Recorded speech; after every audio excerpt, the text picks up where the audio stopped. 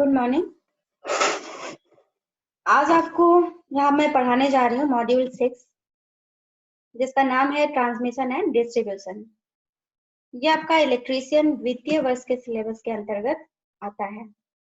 यहाँ पर आपको जितने भी टॉपिक्स पढ़ाए जाएंगे और जो भी चैप्टर्स पढ़ाए जाएंगे वो सब NSQF लेवल 5 पर आधारित है।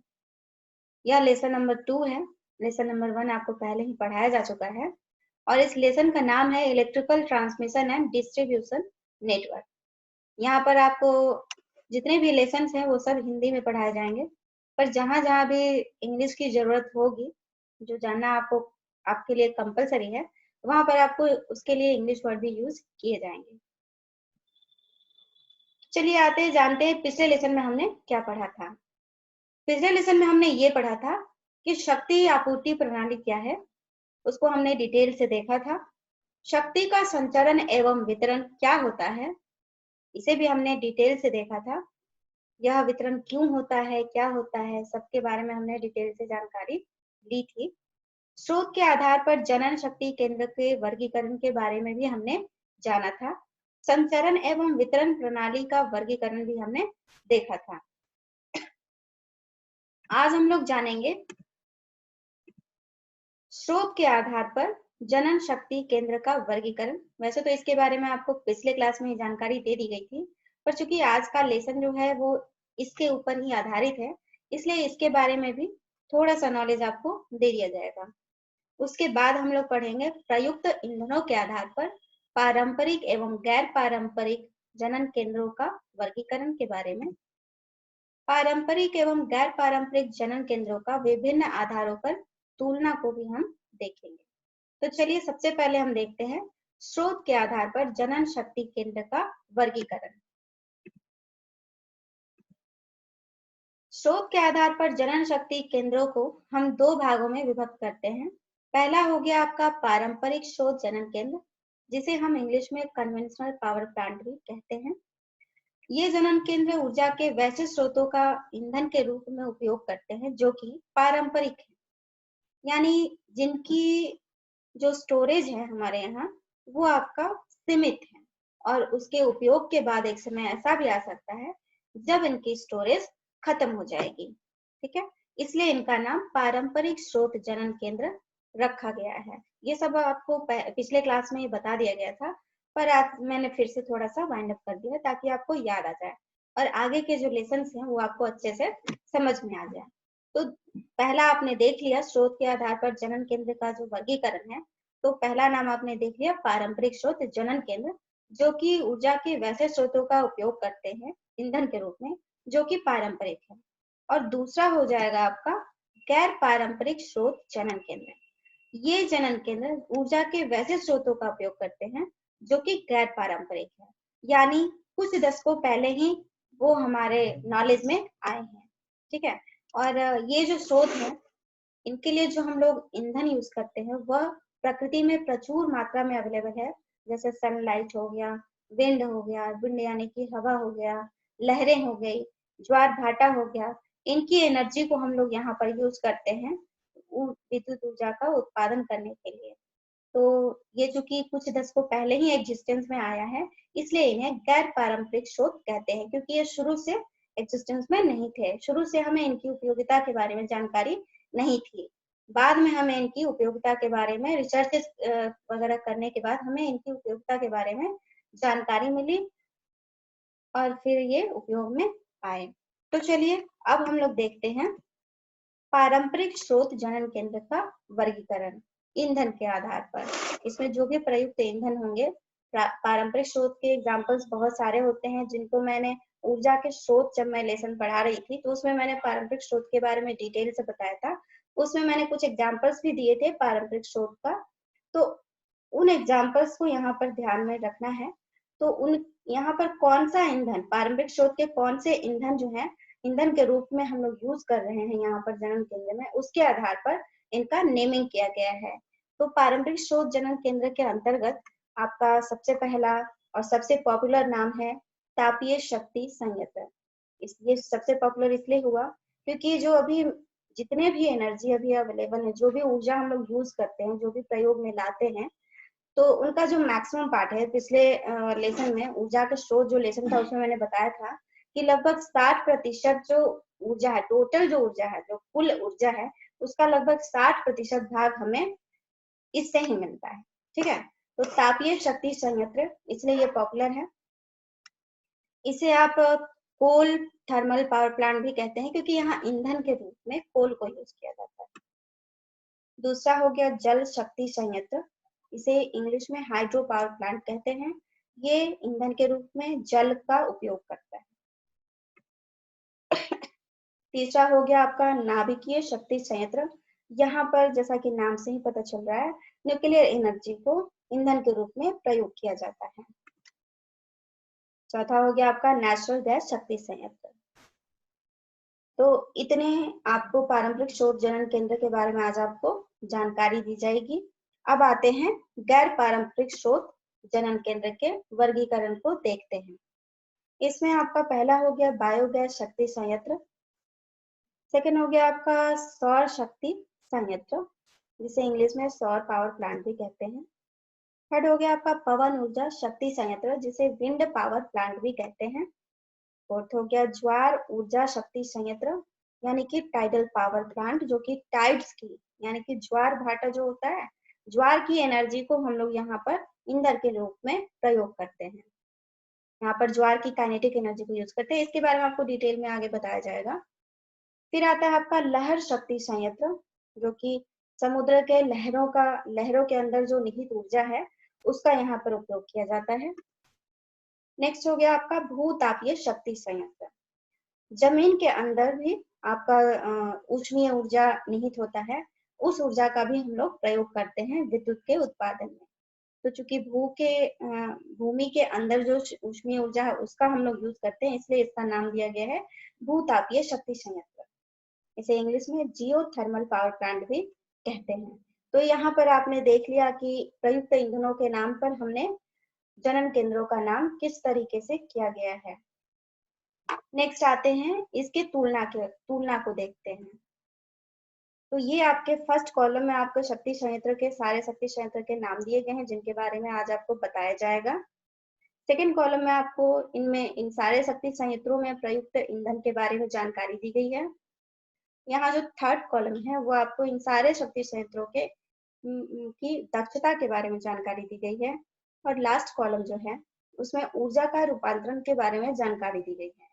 इसमें आपको डिटेल से बताया गया है कि कौन सी ऊर्जा किस ऊर्जा में परिवर्तित होती है और लास्टली किस तरीके से हमें विद्युत ऊर्जा मिलती है। तो सबसे पहले हम यहाँ आते हैं और देखते हैं तापीय शक्ति संयंत्र के बारे में। तो तापीय शक्ति संयंत्र में जैसा कि यहाँ पर आपको दिखाया गया है कि ईंधन जो है वो कोयला को यूज किया जाता है। आपको पता होगा कि कोयला कई प्रकार का आता है, कई प्रकार में प्रकृति में उपलब्ध है। उसमें सबसे अच्छा कोयला जो है वो एंथ्रासाइट को माना गया है। इसमें क्योंकि कार्बन के जो क्वांटिटीज हैं वो काफी ज्यादा है, तो अगर एंथ्रासाइट कोयला अगर हम लोग प्रयोग करते हैं तो तापीय शक्ति संयंत्र की जो दक्षता है यानी कि एफिशिएंसी है वह काफी अच्छी मिल सकती है। तापीय शक्ति संयंत्र की जो दक्षता है वो आपका 25% से 42% हो सकता है। पहले ये इसकी दक्षता जो थी वो 25% से कम ही थी, लेकिन अब अच्छे क्वालिटीज के इकोनोमाइजर और सुपर हीटर वगैरह यूज करने की वजह से इसकी जो दक्षता है उसमें सुधार पाया गया है और अब 42% तक इसकी दक्षता को हम बढ़ा पाए हैं। इसमें ऊर्जा का जो रूपांतरण होता है वो इस प्रकार से होता है। आप देख सकते हैं कोयले में जो निहित रासायनिक ऊर्जा होती है उसे हम पहले ऊष्मीय ऊर्जा में बदलते हैं। वो ऊष्मीय ऊर्जा आपका यांत्रिक ऊर्जा में बदलता है और यांत्रिक ऊर्जा से हमें फिर विद्युत ऊर्जा मिलता है। यहाँ जो कोयला है, कोयले में रासायनिक ऊर्जा है, पहले उसको हम जलाते हैं। जलाने के उपरांत हमें ऊष्मीय ऊर्जा मिलती है। उस ऊष्मीय ऊर्जा का उपयोग हम पानी को बॉयल करने में लगाते हैं। पानी बॉयल करके इस ऊष्मीय ऊर्जा को पा करके वो स्टीम में बदल जाता है।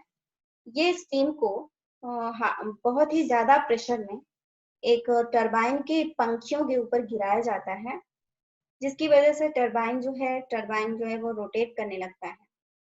तो आप देख सकते हैं कि उसमें इस उष्मीय ऊर्जा जो है रोटेट करना, यानी कि वो यांत्रिक ऊर्जा से रिलेटेड है। तो उष्मीय ऊर्जा यहाँ पर यांत्रिक ऊर्जा में परिवर्तित हो जाती है और यांत्रिक ऊर्जा से फिर हमें चूंकि ये जो आपका टरबाइन होता है उसका जो शाफ्ट होता है वो आपके जनरेटर से कनेक्टेड होता है, जनरेटर के शाफ्ट से कनेक्टेड होता है। तो इस प्रकार से हमें टरबाइन के यांत्रिक ऊर्जा से जनरेटर को भी यांत्रिक ऊर्जा इनपुट के रूप में मिल जाती है और फाइनली हमें विद्युत ऊर्जा मिल जाती है। इसे फिर आप ट्रांसमिशन लाइन्स के थ्रू एक स्थान से दूसरे स्थान पर ट्रांसमिट कर सकते हैं। तो इस तरीके से ऊर्जा का रूपांतरण होता है। यहाँ पर जितने भी शक्ति संयंत्र हैं वहां पर ये तीन जो पार्ट है ये लगभग सब में कॉमन है। मतलब उष्मीय ऊर्जा, जिस तरीके से मैंने आपको बताया था, उष्मीय ऊर्जा का उपयोग जल को वाष्प में बदलने के लिए किया जाता है। उसके बाद वो जो वाष्प है उसे हाई प्रेशर पर टरबाइन के पंखियों के ऊपर गिराया जाता है, जिसकी वजह से पंखियां घूमती हैं और उससे लगा जो शाफ्ट होता है वो जनरेटर के शाफ्ट से क्योंकि कपल्ड होता है, इस वजह से जनरेटर जो है वो विद्युत ऊर्जा का उत्पादन करती है।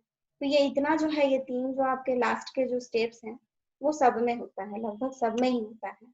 लगभग सब में होता है ये मैं इसलिए कह रही हूँ क्योंकि कुछ एक्सेप्शन केस हैं, जैसे सौर शक्ति संयंत्र में ये चीज नहीं होती है, इसको मैं बताऊंगी। और बाकी सब में लगभग इस तरीके से होता है। लास्ट के दो स्टेप तो सब में ही फॉलो होते हैं, ठीक है। वन बाई वन मैं सबके बारे में बताऊंगी। एक और चीज हम देखते हैं दक्षता के बारे में। आप यहाँ पर देख सकते हो कि जितने भी शक्ति संयंत्र हैं दक्षता किसी की भी 100% नहीं है। तो आखिर ये 100% दक्षता क्यों नहीं है? एक्चुअली किसी भी शक्ति संयंत्र की जो दक्षता है वह उसके एंट्रोपी पे डिपेंड करता है, एंट्रोपी और इंथैल्पी पे। एंट्रोपी होता क्या है, इंथैल्पी होता क्या है, इसके लिए हम एक एग्जांपल लेते हैं और उससे मैं आपको समझाने की कोशिश करती हूँ। मान लिया आपने एक एप्पल लिया, एप्पल यानी कि एक आपने मार्केट से सेब खरीदा है। सेब में पूरा का पूरा एक क्वांटिटी है, पूरे सेब के लिए आपने पैसे दिए हैं, लेकिन क्या आप पूरा सेब प्रयोग में ला सकते हो? नहीं। उसके हो सकता है कि सेब जो है वो थोड़ा सा सड़ा हो, तो सड़े हुए पार्ट को आपको निकाल के फेंकना होगा, लेकिन पैसे तो आपने उसके लिए भी दिए। उसके अंदर बीज होता है, बीज को भी आप निकाल करके बाहर फेंक देते हो, उसको खाते नहीं है, उसका कोई उपयोग नहीं है, उसको फेंका जाता है। तो इसके कुछ पार्ट्स होते हैं जो कि आपको निकाल के फेंकना होता है, जबकि पेमेंट आपने उसके लिए भी किया है। तो यहाँ पर कुछ पार्ट जो है, सेब के कुछ पार्ट जो है वो यूजफुल है, जिसको आप लोग प्रयोग में लाते हो, और इसके कुछ पार्ट जो है वो अनयूजफुल है, जिसका प्रयोग आप नहीं करते हो। तो जो पार्ट सेब में निहित है, सेब के अंदर है, लेकिन आप उसका उपयोग नहीं कर सकते हो, उसे हम उसका एंट्रोपी कहेंगे। और जो पार्ट सेब के अंदर है और उसका आप उपयोग कर रहे हो, वो उस सेब का इंथैल्पी कहलाएगा। तो उसी तरीके से इस सारे शक्ति संयंत्रों में जितने भी ऊर्जा स्टोर है उसको आप दो भाग में बांट सकते हो। एक आपका हो जाएगा एंट्रोपी और दूसरा पार्ट हो जाएगा इंथैल्पी। तो यूजफुल पार्ट क्या है? इंथैल्पी। तो जिनकी जो भी शक्ति संयंत्र की इंथैल्पी कितनी है, शक्ति संयंत्र में निहित जो इंथैल्पी है उसके ऊपर डिपेंड करेगा कि उस शक्ति संयंत्र की दक्षता कितनी होगी। इंथैल्पी ज्यादा होगी, दक्षता ज्यादा होगी, क्योंकि यूजफुल पार्ट ज्यादा होगा, इसलिए दक्षता ज्यादा हो जाएगी। इंथैल्पी कम होगी तो दक्षता कम होगी। तो मेरे ख्याल से समझ में आ गया होगा आपको कि दक्षता किस बात पर डिपेंड कर सकती है।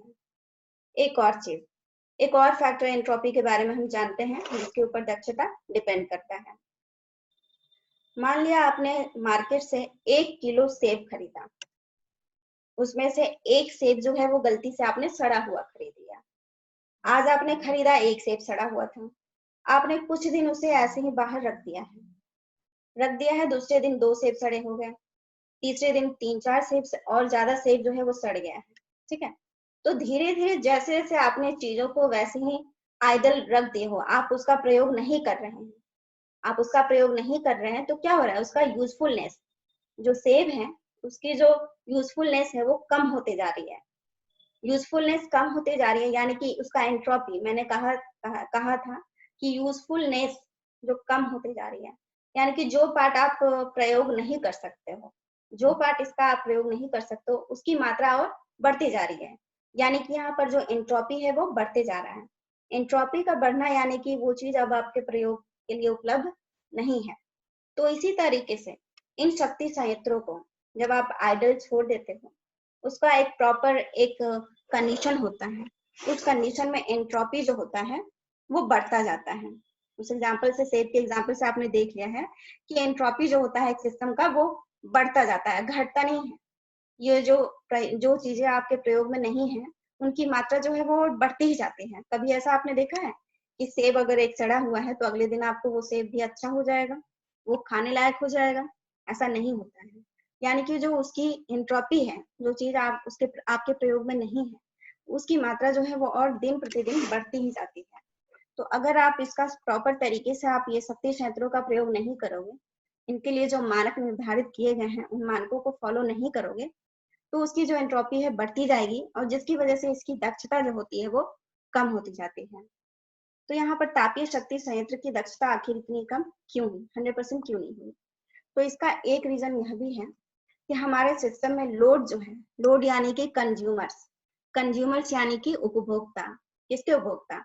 विद्युत ऊर्जा के, क्योंकि ये फाइनली हमें कौन सी ऊर्जा देता है? विद्युत ऊर्जा। तो विद्युत ऊर्जा के जो उपभोक्ता हैं वो हमेशा घटते बढ़ते रहते हैं, निरंतर वो कभी घटते हैं कभी बढ़ते हैं। तो इस वजह से ये जो तापीय शक्ति संयंत्र है वो अपनी पूरी दक्षता जो है वो इस्तेमाल नहीं कर पाता है और उसकी जो एंट्रोपी है वो बढ़ती जाती है और इंथैल्पी जो है वो घटती जाती है। ये जितने भी शक्ति संयंत्र हैं उन पे अगर लोड जो है वो कांस्टेंट कर दिया जाए, यानी कि कंज्यूमर की संख्या हमेशा फिक्स कर दी जाए। कंज्यूमर्स की संख्या फिक्स करने से ही सिर्फ नहीं होगा, कंज्यूमर जो चीजें इस्तेमाल कर रहे हैं जो कि विद्युत ऊर्जा पे डिपेंडेंट है, उन चीजों का इस्तेमाल अगर कांस्टेंट कर दिया जाए, कांस्टेंट ही तरीके से वो हमेशा प्रयोग में आता रहे, तो इनकी दक्षता जो है वो बढ़ सकती है। और अगर उसे इस तरीके से अगर आइडल अगर छोड़ दिया जाए तो इसकी एंट्रोपी जो है वो बढ़ जाएगी, यानी कि प्रयोग में ना आने वाला पार्ट जो है वो बढ़ जाएगा और जो प्रयोग में आने वाला पार्ट है यानी कि एंथैल्पी वो घट जाएगा। तो इन सारे फैक्टर्स पे दक्षता जो है वो डिपेंड करता है। उसके अलावा दक्षता इस बात पे भी डिपेंड करती है कि आपने कितने बार, यहाँ पर आप देख सकते हो ऊर्जा का रूपांतरण, रासायनिक ऊर्जा से ऊष्मीय ऊर्जा। तो इस तरीके से एक ऊर्जा जब दूसरे ऊर्जा में रूपांतरित होती है तो कुछ ना कुछ ऊर्जा जो है वो वातावरण में लॉस्ट हो जाती है, ठीक है? तो उसकी वजह से भी दक्षता जो है वो कम हो जाती है। तो ये सब फैक्टर्स हैं जिसकी वजह से सारे जो शक्ति संयंत्र हैं उनकी दक्षता जो है वो 100% नहीं हो पाती है, कुछ कम हो जाता है। यहाँ पर आप देख सकते हो कि कोयले का दक्षता जो है वो 25, ये पॉपुलर तो है लेकिन फिर भी इसकी दक्षता इतनी ही है। यहाँ पर दक्षता इसलिए भी कम हो जाती है क्योंकि यहाँ पर जो भी हीट एनर्जी, ये जो ऊष्मीय ऊर्जा है, वो ऊष्मीय ऊर्जा वातावरण में किसी न किसी माध्यम से विलुप्त हो जाता है, उसका पूरा यूटिलाइजेशन हम नहीं कर पाते हैं। इसके ऊपर अभी भी इनोवेशन चल रहे हैं कि जितने भी ऊष्मीय ऊर्जा का उत्पादन हो रहा है यहाँ पर, उसका मैक्सिमम पार्ट आप प्रयोग में ला सको। इसके ऊपर अभी इनोवेशन चल रहा है और यही कारण है कि शुरुआत में हमें तापीय शक्ति संयंत्र की दक्षता जो है वो सिर्फ 25% मिलती थी, पर अब हम इसकी दक्षता जो है वो 42% तक बढ़ा पाए हैं। इसी तरीके से अब आते हैं हम जल शक्ति संयंत्र पे। तो मेरे ख्याल से दक्षता जो कॉलम है वो मुझे डील नहीं करना पड़ेगा, दक्षता किन फैक्टर्स पे डिपेंड करता है वो मैंने डिटेल से आपको बता दिया है। तो अब आते हैं जल शक्ति संयंत्र पे। यहाँ आप देख सकते हो कि ईंधन जो है वो जल के रूप में होता है। यहाँ पर ईंधन आपको जल के रूप में होता है। इन जल को काफी ऊंचाई पर स्टोर किया जाता है बांध बनाकर। कभी कभी ये जो जल के जो रिजर्वायर है, मतलब रिजर्वायर का मतलब आप समझ रहे होगे, जहाँ पर जल के स्टोरेज होती है, वो कभी कभी नेचुरल तरीके से भी मिल जाता है, जैसे कि झरना हो गया, वो ऑलरेडी काफी ऊंचाई पर झरने जो है वो स्थापित है, वहां पर बनाना नहीं पड़ता है। और जहाँ पर आपका झरना स्थापित नहीं है वहां पर आपको जल के जो रिजर्वायर हैं वो बांध का प्रयोग करके या किसी और माध्यम से आपको बनाने पड़ते हैं। तो जल का एक रिजर्वायर बनाते हैं जो कि काफी ऊंचाई पर होता है, जिसकी वजह से उसमें जल में एक स्थितिज ऊर्जा निहित हो जाती है। स्थितिज ऊर्जा को हम इंग्लिश में पोटेंशियल एनर्जी भी कहते हैं। तो उस पोटेंशियल एनर्जी को हम टरबाइन के ऊपर गिराते हैं, ठीक है? जल की उस पोटेंशियल एनर्जी जो कि जल में निहित है, जल को हम टरबाइन के पंखियों पर गिराते हैं। टरबाइन की पंखियां जो है वो रोटेट होने लगती हैं। उसके बाद का जो प्रोसेस है वो आपको मैंने इसमें ऑलरेडी बताया हुआ है कि यहाँ पर जो टरबाइन यूज किया जाता है यांत्रिक स्थितिज ऊर्जा को यांत्रिक ऊर्जा में परिवर्तित करने के लिए, और टरबाइन का जो शाफ्ट है वह जनरेटर के शाफ्ट से कपल्ड होता है, जिसकी वजह से जनरेटर को टरबाइन के माध्यम से यांत्रिक ऊर्जा मिल जाती है और फिर जनरेटर जो है वो यांत्रिक ऊर्जा को विद्युत ऊर्जा में बदल देता है। क्योंकि जनरेटर का यही काम ही है, जनरेटर क्या करता है, वह यांत्रिक ऊर्जा को विद्युत ऊर्जा में परिवर्तित करता है। इसके लिए मैं एक वीडियो भी लिंक कर दूंगी। उस वीडियो को अगर आप देखोगे तो आपको समझ में आ जाएगा कि किस तरीके से यांत्रिक ऊर्जा विद्युत ऊर्जा में कन्वर्ट होता है। नेक्स्ट आते हैं नाभिकीय शक्ति संयंत्र पर। तो नाभिकीय शक्ति संयंत्र में हम रेडियो एक्टिव तत्व का प्रयोग करते हैं। कुछ एग्जांपल्स यहाँ पर मैंने दे दिए हैं। यूरेनियम जो कि ज्यादा पॉपुलर है, इस यूरेनियम का न्यूक्लियर फ्यूजन कराया जाता है। न्यूक्लियर फ्यूजन का मतलब हुआ इसके न्यूक्लियस को तोड़ा जाता है, एक बम्बार्डमेंट किया जाता है और इसको विभिन्न भागों में तोड़ा जाता है। उसके उपरांत जो है इनका न्यूक्लियर फ्यूजन कराने पर बहुत सी एनर्जी जो होती है वो बहुत एनर्जी ये जनरेट करता है। तो इस तरीके से आप नाभिकीय ऊर्जा जो है, मतलब जो रेडियो एक्टिव तत्व हैं उनके अंदर जो नाभिकीय ऊर्जा यानी कि न्यूक्लियस के अंदर जो स्टोर्ड ऊर्जा है उसको हम ऊष्मीय ऊर्जा में बदल देते हैं। ठीक है, न्यूक्लियर रिएक्शन यानी कि न्यूक्लियर फ्यूजन करा के हम नाभिकीय ऊर्जा को ऊष्मीय ऊर्जा में बदल देते हैं। और ये जो ऊष्मीय ऊर्जा है इसका प्रयोग हम जल को गर्म करने में करते हैं। जल जो है वो जल को गर्म ही करना नहीं, उसको स्टीम में, हाई प्रेशराइज स्टीम में बदलने के लिए प्रयोग में लाते हैं। और उस स्टीम को काफी प्रेशर से टरबाइन के शाफ्ट पर गिराया जाता है। टरबाइन के शाफ्ट में यांत्रिक ऊर्जा डेवलप हो जाता है। क्योंकि इसका शाफ्ट आपका जनरेटर के शाफ्ट से कनेक्टेड है तो यांत्रिक ऊर्जा जो है वो विद्युत ऊर्जा में बदल जाती है। आते हैं अब हम नेचुरल गैस शक्ति संयंत्र में। तो यहाँ पर जो ईंधन है वो एलपीजी यूज किया जाता है। इसकी दक्षता आप देख सकते हो 32 से 43% है। यहाँ पर एलपीजी में निहित जो रासायनिक ऊर्जा है उसको हम ऊष्मीय ऊर्जा में परिवर्तित करते हैं। ऊष्मीय ऊर्जा को, जैसा कि पहले आपको मैंने बता दिया है, ऊष्मीय ऊर्जा किस तरीके से यांत्रिक ऊर्जा में और फिर विद्युत ऊर्जा में कन्वर्ट होती है, वही चीज यहाँ पर फिर से होता है। अब नेक्स्ट आते हैं बायोगैस शक्ति संयंत्र में। तो बायोगैस शक्ति संयंत्र में जो ईंधन होता है वो बायोगैस होता है और उस बायोगैस में मीथेन, हाइड्रोजन और कार्बन मोनोऑक्साइड होता है। इनका प्रयोग हम करते हैं। तो बायोगैस में चूंकि ये सब चीजें होती हैं तो इनको हम रासायनिक ऊर्जा भी कह सकते हैं। तो इन रासायनिक ऊर्जा को हम ऊष्मीय ऊर्जा में परिवर्तित करते हैं। ऊष्मीय ऊर्जा को फिर यांत्रिक ऊर्जा में, ये कैसे करते हैं आपको मैंने पहले ही बता दिया है। ऊष्मीय ऊर्जा का प्रयोग जल को स्टीम में बदलने के लिए करते हैं और उस स्टीम को हम टरबाइन पर काफी प्रेशर से गिराते हैं, टरबाइन के पंखियों पर, ब्लेड्स पर, ताकि उसमें यांत्रिक ऊर्जा डेवलप हो जाए। और ये यांत्रिक ऊर्जा कपलिंग के थ्रू जनरेटर को दिया जाता है और फिर ये उसे विद्युत ऊर्जा में कन्वर्ट कर देता है। अब आते हैं सौर शक्ति संयंत्र पे। सौर शक्ति संयंत्र के बारे में तो सबको पता ही होगा क्योंकि ये आसपास भी आपको देखने को मिल जाता है। सौर शक्ति संयंत्र में ईंधन के रूप में आप सौर ऊर्जा को यूज करते हो। इसकी एफिशिएंसी देखिए काफी कम होती है, 18 से 20% ही होती है। यहाँ पर सौर ऊर्जा को सौर प्लेट के माध्यम से डायरेक्टली विद्युत ऊर्जा में कन्वर्ट कर देते हैं और उसको बैटरी के द्वारा इसको स्टोर भी कर देते हैं, क्योंकि यहाँ जो आपको ऊर्जा मिलती है वो डीसी मिलती है। नेक्स्ट अब आते हैं पवन ऊर्जा शक्ति संयंत्र को देखते हैं। पवन ऊर्जा शक्ति संयंत्र में आप हवा की गतिज ऊर्जा यानी कि काइनेटिक एनर्जी का प्रयोग करते हैं। इसका भी एग्जांपल मेरे ख्याल से आपने देखा होगा कई मूवीज में या फिर सीरियल्स में, कहीं ना कहीं आपने आसपास में भी देखा होगा। यहाँ पर क्या करते हैं, एक पवन चक्की का प्रयोग करते हैं। उसमें भी ब्लेड्स होते हैं, जैसे शाफ्ट में होता, जैसे टरबाइन में होता है उसी तरीके से उसमें भी डिफरेंट तरीके के ब्लेड्स का प्रयोग करते हैं। उन ब्लेड्स के ऊपर हवा की जो गतिज ऊर्जा है उसे ये गिराया जाता है उसके ब्लेड्स पर। उसके ऊपर गतिज ऊर्जा का ये होता है, तो गतिज ऊर्जा जो है, ब्लेड जो है वो घूमने लगता है। तो इस तरीके से गतिज ऊर्जा जो है वो यांत्रिक ऊर्जा में बदल जाती है। और उसके बाद तो सेम होता है, यांत्रिक ऊर्जा ब्लेड जो होते हैं वो जनरेटर के शाफ्ट से कपल्ड होते हैं।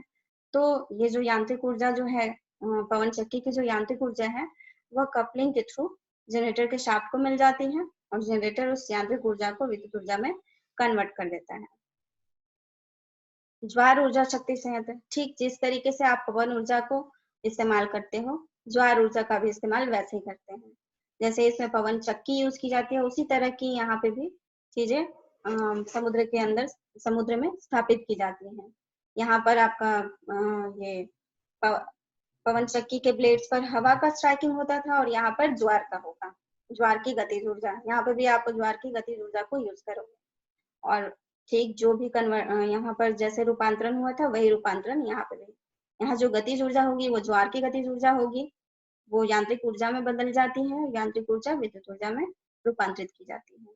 इसकी एफिशिएंसी आप देख सकते हो काफी अच्छी है, 85% है। और ज्वार क्या होता है, क्यों होता है, ये तो आपको पता ही होगा। ज्वार आपका किस वजह से होता है, ये आपका अमावस्या, पूर्णिमा, गुरुत्वाकर्षण, ये सब की वजह से आपका ज्वार जो है वो ज्वार का एग्जिस्टेंस होता है। नेक्स्ट आते हैं लहर शक्ति संयंत्र। लहर शक्ति संयंत्र में लहरों की गतिज ऊर्जा का प्रयोग करते हैं। ज्वार की तरह ही इसकी भी एफिशिएंसी बहुत अच्छी होती है, 85% होती है। इसमें आपका सेम जिस तरीके से आप यहाँ पर पवन चक्की का प्रयोग करते हो, ठीक उसी तरीके से ज्वार ऊर्जा शक्ति संयंत्र में भी करते हैं, ठीक उसी तरीके से लहर शक्ति संयंत्र में भी उपयोग करते हैं। तो यहाँ पर जो ऊर्जा का रूपांतरण है वो भी इन सब में सेम होगा। बस डिफरेंस ये है कि यहाँ पर जो गतिज ऊर्जा होगी वो हवा की होगी, यहाँ जो गतिज ऊर्जा होगी वो ज्वार की होगी और यहाँ जो गतिज ऊर्जा होगी वो लहरों की होगी। मेरे ख्याल से ये सब आपको समझ में आ गया होगा। यहाँ पर जानते हैं कि लहर शक्ति, लहर जो होता है वो क्यों डेवलप होता है। लहर एक्चुअली क्या है कि सूर्य की रोशनी जो है वो समुद्र के ऊपर जब पड़ती है तो समुद्र का जो ऊपर का जो पार्ट होता है, ऊपर का जो लेयर है जल का, वो गर्म हो जाता है। वही अगर गहराई में जाए तो वहां पर वो टेम्परेचर नहीं मिलता है।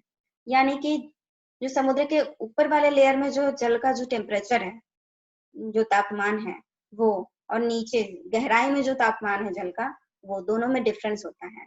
तो इसकी वजह से क्या है कि आप तो इसकी वजह से क्या होता है कि लहरें जो है वो पैदा होती हैं। इसमें गुरुत्वाकर्षण का भी महत्वपूर्ण योगदान होता है। तो आप जान गए होंगे कि लहरें क्यों पैदा होती हैं। लहरें जो होती हैं वो पृथ्वी का गुरुत्वाकर्षण का इफेक्ट और उसके साथ साथ सूर्य की सौर ऊर्जा, इन दोनों का कॉम्बिनेशनल इफेक्ट है, जिसकी वजह से लहर जो है वो पैदा होती है और उसकी गतिज ऊर्जा का उपयोग हम विद्युत ऊर्जा का उत्पादन करने में करते हैं। इसकी एफिशिएंसी भी बहुत अच्छी होती है और सबसे अच्छी बात तो ये है कि ये सारे यहाँ से जो भी आपने देखा है, सौर ऊर्जा है या फिर हवा है या ज्वार है या लहरें हैं, ये प्रकृति में प्रचुर मात्रा में है और ये कभी खत्म होने वाली नहीं है। ठीक है, जब तक दिन और रात होंगे तब तक आपको सौर ऊर्जा मिलता रहेगा। जब तक मौसम चलते रहते हैं, मौसम बदलते रहते हैं, तब तक हवा भी मिलती रहेगी। जब तक आपका दिन और रात होता रहेगा, अमावस्या पूर्णिमा होता रहेगा, तब तक आपके ज्वार रहेंगे। जब तक दिन रात होती रहेगी और पृथ्वी का एग्जिस्टेंस है तब तक आपकी लहरें भी रहेंगी। तो इस तरीके से ये सारी जो एनर्जी है वो आपका प्रचुर मात्रा में प्रकृति में अवेलेबल है और ये नवीकरणीय है। एक बार आप इसका प्रयोग कर लेते हो विद्युत ऊर्जा का उत्पादन करने में, तो फिर से नए तरीके से ये आपका फिर से प्रकृति में उपलब्ध हो जाता है और इन ऊर्जाओं का इस्तेमाल करके विद्युत ऊर्जा का उत्पादन करने से कोई प्रदूषण भी नहीं होता है। ये बहुत ही अच्छा उपयोगिता है इसकी। नेक्स्ट है आपका भूतापीय शक्ति संयंत्र। इसमें आपको जमीन की ऊष्मा को प्रयोग में लाते हैं। इसका भी प्रयोग करके विद्युत ऊर्जा का उत्पादन करने में कोई प्रदूषण नहीं होता है। यहाँ पर क्या होता है कि जमीन के अंदर जैसे जैसे आप कोर की तरफ जाओगे, टेम्परेचर जो है वो बढ़ता जाता है। कोर यानी कि नाभि, पृथ्वी की नाभि की तरफ जैसे जैसे आप जाओगे अंदर की तरफ, तो उस टेम्परेचर जो है वो बढ़ता जाता है। तो इसमें क्या किया जाता है भूतापीय शक्ति संयंत्र में कि पृथ्वी के अंदर ही एक शक्ति संयंत्र की स्थापना होती है। उसमें आपका कुछ ऐसा अरेंजमेंट होता है जिसमें पाइप्स होते हैं, उस पाइप्स में आपके जो जल है यानी कि वाटर की सप्लाई की जाती है और भू के ताप की वजह से वो जल जो है वो स्टीम में बदल जाता है और उसके बाद ठीक वही होता है जो कि यहाँ पर होता है। वो जो स्टीम है उसमें जो उसमें ऊर्जा होती है वो यांत्रिक ऊर्जा में बदलती है और फिर आपका विद्युत ऊर्जा में वो बदल जाती है। तो आप समझ सकते हो कि यहाँ पर क्या हो गया, ऊष्मीय ऊर्जा का ये ऊर्जा का रूपांतरण कैसे होता है। अब भू का जो ताप है उसमें जो ऊष्मा निहित है उसका प्रयोग हम करते हैं जल को गर्म करके स्टीम में बदलने के लिए। तो ऊष्मीय ऊर्जा वो बन गई, ठीक है। उसके बाद उसको हम हाई प्रेशर से एक नोजल का प्रयोग करते हैं जिसमें बहुत छोटा सा छेद होता है, उसके द्वारा हम उस स्टीम को फ्लो कराते हैं। तो इसलिए वो जो प्रेशर मिलता है वो काफी ज्यादा मिलता है। तो उस प्रेशर को हम वही आपका टरबाइन के जो ब्लेड्स हैं उसके ऊपर हम स्ट्राइक कराते हैं। तो जो टरबाइन है वो घूमने लगता है। टरबाइन घूमने लगा यानी कि वो यांत्रिक ऊर्जा में कन्वर्ट हो गया। यांत्रिक ऊर्जा को इंग्लिश में मैकेनिकल एनर्जी भी कहते हैं। उस यांत्रिक ऊर्जा को हम उपयोग करते हैं जनरेटर के द्वारा विद्युत ऊर्जा में, यांत्रिक ऊर्जा को विद्युत ऊर्जा में कन्वर्ट कराने के लिए। ये सारे प्रोसेस मैंने आपको पहले ही डिटेल से बता दिया है, इसलिए मैं फिर से नहीं बता रही। तो आपको समझ में आ गया होगा कि किन शक्ति संयंत्र में किस तरीके से ऊर्जा का रूपांतरण होता है, दक्षता क्यों 100% नहीं होती है, इसमें ईंधन क्या क्या इस्तेमाल किए जाते हैं, इसके लाभ क्या है और इसके हानि क्या है। आज के लिए बस इतना ही। नेक्स्ट लेक्चर में आपको ट्रांसमिशन एंड डिस्ट्रीब्यूशन सिस्टम के क्लासिफिकेशन को डिटेल से बताया जाएगा। इस लेसन से संबंधित कोई भी डाउट हो तो आप कमेंट बॉक्स में अपने डाउट को लिख सकते हैं। मैं कोशिश करूंगी कि आपके डाउट को और अच्छे से अच्छे तरीके और सिंपल तरीके से क्लियर करने की कोशिश करूंगी। अगर आपको ये वीडियो अच्छा लगा हो तो आप इस वीडियो को लाइक करें और इतना शेयर करें ताकि जिन लोगों को भी इस वीडियो की जरूरत हो उन तक ये पहुंच जाए, और आप इसको सब्सक्राइब भी करें ताकि इस चैनल पर जितने भी वीडियोस अपलोड हो वो आपको सबसे पहले मिल सके। Thank you.